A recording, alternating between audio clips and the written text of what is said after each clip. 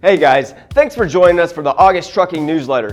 This month we're talking about 10 common DQF violations, more layoffs at the FMCSA, DataQs and new state responsibilities, 2026 DOT drug testing changes, and how pretty soon you may need 2 license plates on all your cars. Before we start, don't forget to hit the subscribe button and bell icon for new videos. And as always, all articles and video links are listed below with a link to a form if you have any questions. Don't forget that we're offering monthly live event trainings on topics from DOT audits to driver qualification files.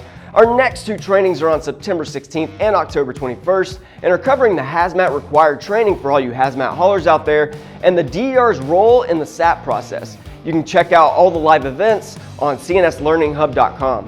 All right, let's get started. If you're running a trucking business, you know the DOT loves their paperwork, especially when we're talking about driver qualification files. Many truckers out there have issues keeping track of their driver files, and even small mistakes can lead to fines. So I'm going to quickly cover 10 of the most common DQF mistakes that DOT auditors love to find and how you can avoid them. The first 2 are not having a medical card or it being expired, and not completing or not documenting annual MVR reviews. Both of these will lead to fines and can easily be avoided by using a simple tracking system or setting up automatic reminders as the deadlines come up. Number 3 and 4, incomplete applications with missing work history or signatures and no previous employer verifications. These can be avoided by using a standard application process and forms and making sure to verify previous employers within 30 days of hiring a driver. Number 5 and 6, missing pre-employment drug tests and not conducting clearinghouse queries. You need a negative drug test in hand before allowing a driver to operate a CMV, and you also need to run an initial and annual clearinghouse query. Failing to run queries can lead to a $2,500 fine. Number 7 and 8, a driver's CDL or endorsements are expired, or you don't have a verified road test certification.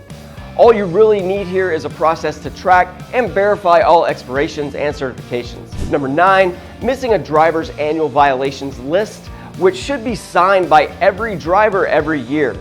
And number 10, just having disorganized files. In an audit, the bottom line is, if you can't find it, it doesn't exist.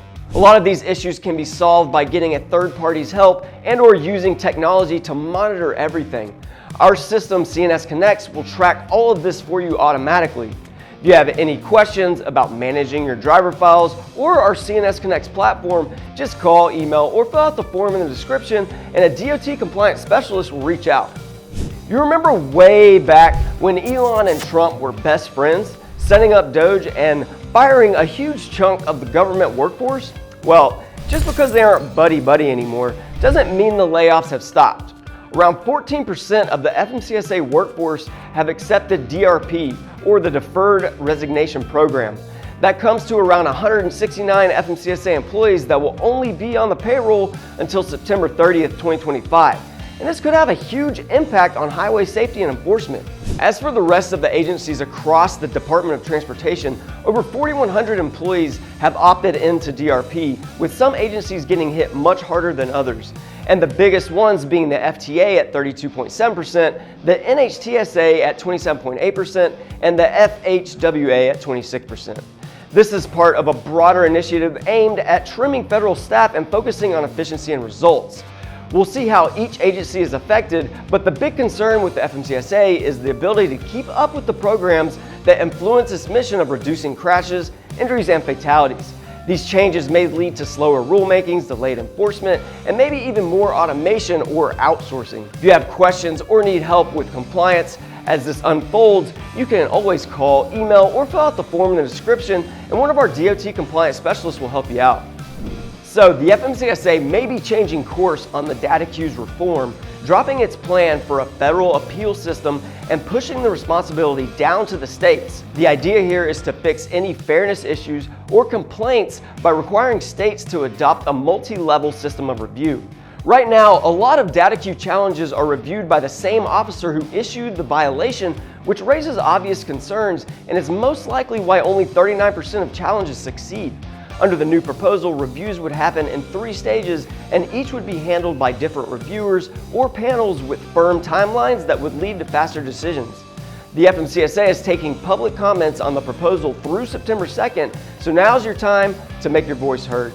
If you have questions about this change or have a violation that you would like to challenge, we can always help you in that process by analyzing and identifying your eligible violations, organizing all documentation, writing appeals, and persistently following up through the RDR process. Just call, email, or fill out the form and a DataQ specialist will help you out. Hey all you Pennsylvanians out there, I know you've either heard from us or on the streets about the new PA license plate. Well, since everyone is so excited about the new design, pretty soon you may need to have 2 of them on all of your vehicles. Senator Katie Muth is pushing to require 2 license plates per vehicle, one on the front and one on the rear. This change is meant to boost public safety, especially for better vehicle identification and hit and runs, and also to help toll collection systems capture both plate views when drivers fly through the tolls with no easy pass. There are already 29 states that require dual plates, so it's not anything new in the world of license plates. But there are concerns about the fact that most cars don't have the front mounting brackets, and of course, there is the extra cost. We haven't heard anything yet on the extra fees, but most states tend to roll the cost into registration. We'll see how it all shakes out, but if you have questions or just want one of those cool new license plates, just call, email, or fill out the form in the description, and one of our licensing specialists will help you out. This is for all carriers out there, but any DERs watching should pay close attention. There are several changes coming in 2026 to DOT drug testing, and staying up to speed will keep your company compliant. I'll go over some of the changes and a few hot tips for you DERs. As you know, oral fluid testing became official on December 5th, 2024, and labs should be ready to process samples by late 2025 to early 2026. It's a good idea to go ahead and update your policies now to include these procedures and set clear standards for collectors. Also, the DOT's 1-year flexibility on non-qualified personnel to monitor collections will end. That means you need to find and train fully qualified collectors before that cutoff hits, so you're not scrambling at the last minute. With that said, now would be a good time to evaluate your record-keeping systems and make sure you're up to date on cloud-based storage that follows DOT security standards.